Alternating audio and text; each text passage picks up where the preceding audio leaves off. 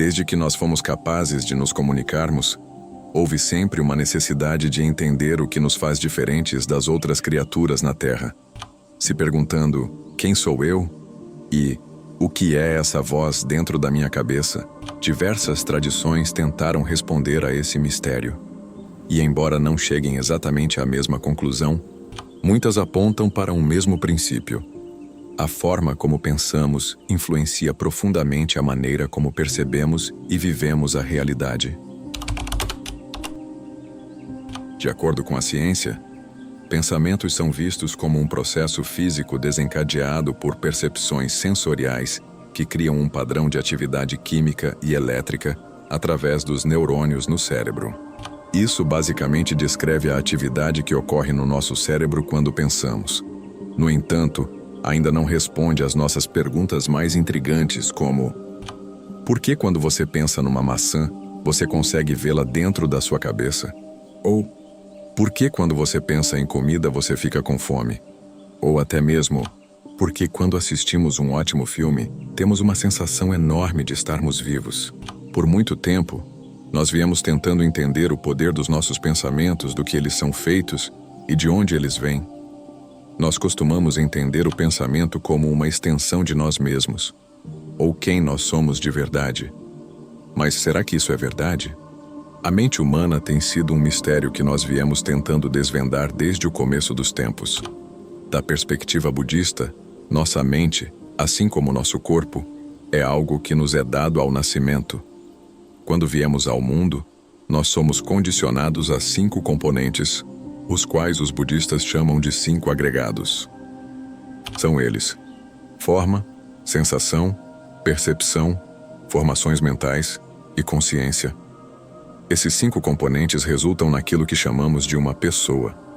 A forma é tudo aquilo que é parte do mundo físico e material. Coisas, pessoas, animais.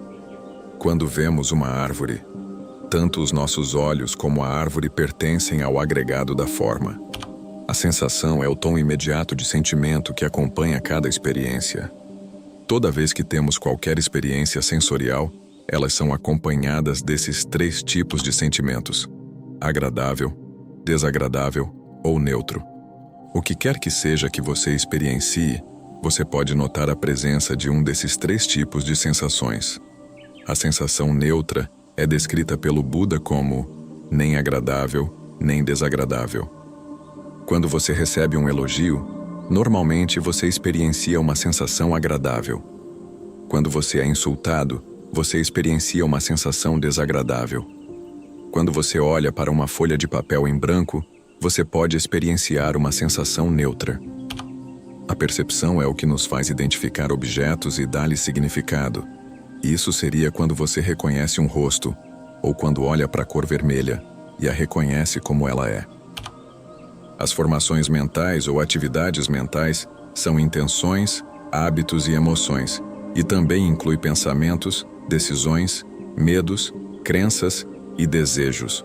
Por exemplo, numa situação onde você se sente insultado, você experiencia uma sensação desagradável. Você percebe que alguém te insultou, e formações mentais surgem como raiva e o pensamento de eu preciso responder. Por último, temos a consciência, que seria o reconhecimento da experiência da vida.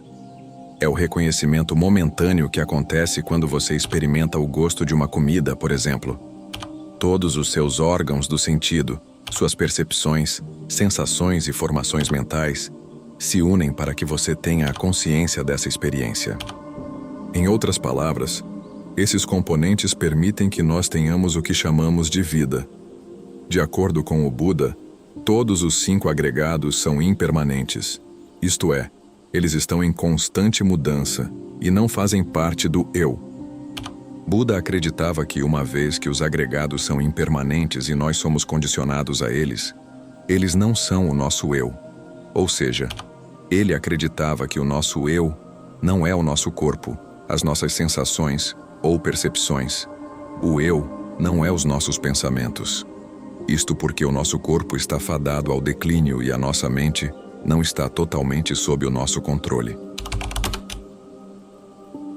Frequentemente temos pensamentos que preferimos não ter. Se você parar para pensar, a ansiedade é, muitas vezes, baseada em pensamentos temerosos sobre o futuro. Quantas vezes você teve ansiedade sobre uma situação totalmente criada pela sua cabeça? Quantas vezes já ficou triste por conta de um pensamento negativo que surgiu de repente?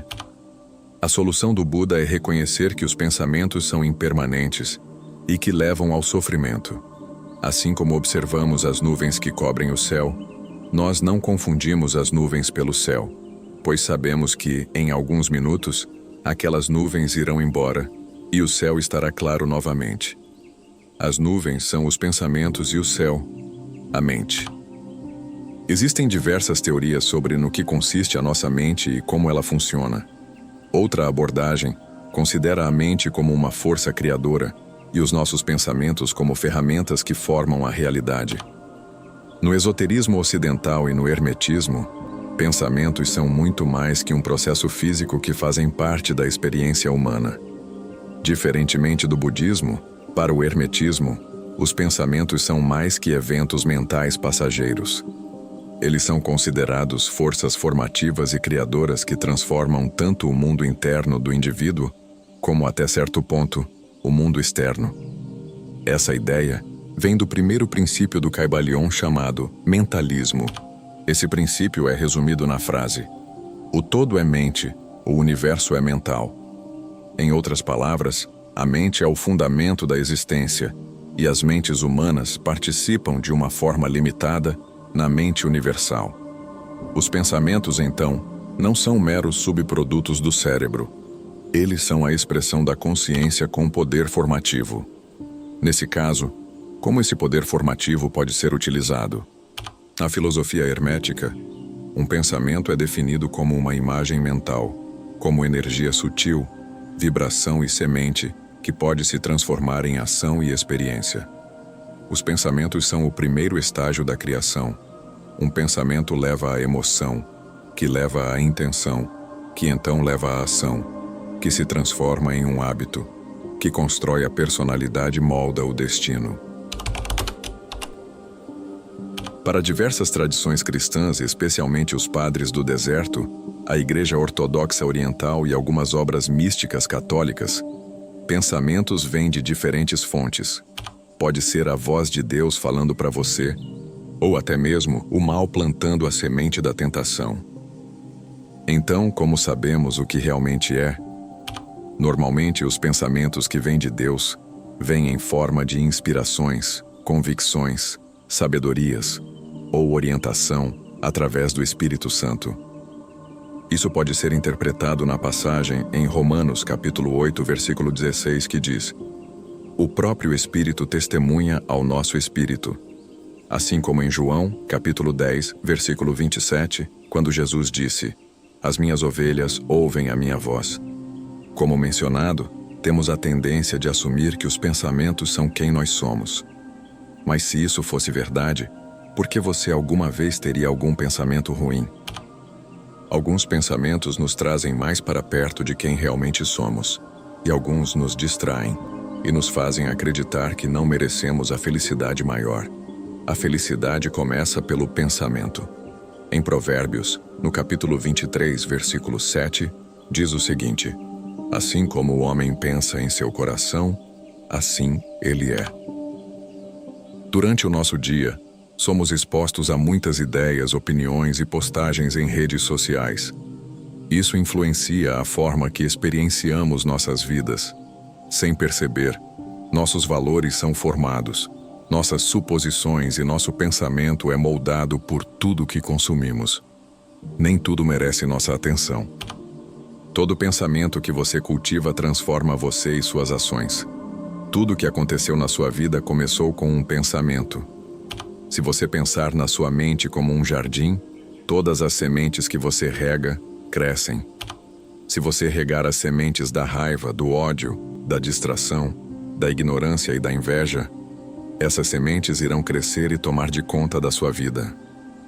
Da mesma forma, se você regar as sementes do amor, da paciência, da compaixão e da paz, estas serão as sementes que irão crescer. e sua vida refletirá esses aspectos. Buda também acreditava que pensamentos podiam ser benéficos ou prejudiciais. Todo pensamento que nasce da raiva, da distração e da ganância levam ao sofrimento. Por vezes, pensamos que o mundo exterior influencia o nosso mundo interior, porém o oposto também é verdadeiro. Nós podemos mudar a realidade quando mudamos nossa perspectiva e cultivamos pensamentos correspondentes a quem queremos ser. De acordo com o grande monge vietnamita Thich Nhat Hanh, às vezes sua alegria é a fonte do seu sorriso, mas às vezes seu sorriso pode ser a fonte da sua alegria. Podemos escolher enxergar a situação de uma outra maneira e depositar nossa atenção em pensamentos bons e benéficos. Na abordagem da terapia cognitiva comportamental, ou TCC, existe um método chamado reestruturação cognitiva, que é o processo que ensina a identificar, questionar e substituir pensamentos automáticos negativos por alternativas mais realistas, equilibradas e saudáveis. O objetivo principal é identificar padrões de pensamentos que distorcem a realidade.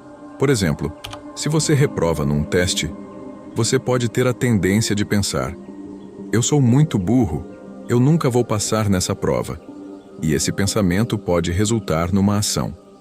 Em outras palavras, uma vez que você pensa que nunca pode obter sucesso, você para de se esforçar. O pensamento influencia o comportamento. Se no lugar disso você pensar: o resultado não foi o que eu esperava, mas agora eu sei que preciso melhorar. Essa prova não define minhas habilidades. As ações que acompanhariam esse pensamento estarão alinhadas com um resultado positivo. Você continuaria se esforçando e da próxima vez que fizesse a prova estaria mais preparado. Se um amigo seu passasse pela mesma situação, como você o aconselharia? Por que não adotar o mesmo conselho que você daria a esse amigo? Durante toda a manhã e ao longo do dia, você deveria prestar atenção aos pensamentos que você entretém, pois eles determinarão o dia que você terá. Como Descartes disse: penso, logo existo. Faça a seguinte pergunta para si mesmo: os pensamentos aos quais estou dando atenção estão alinhados com a pessoa que eu quero ser? Pense como a pessoa que você quer se tornar e ao fazer isso, seus pensamentos vão despertar uma emoção, que vai te trazer uma intenção, te levando à ação, que vai se tornar um hábito, fazendo com que sua personalidade se transforme naquele em que você deseja ser, guiando você para o seu destino. Se esse conteúdo te inspirou, inscreva-se no canal, ative as notificações, deixe seu comentário e compartilhe este vídeo com quem precisa ouvir essa mensagem.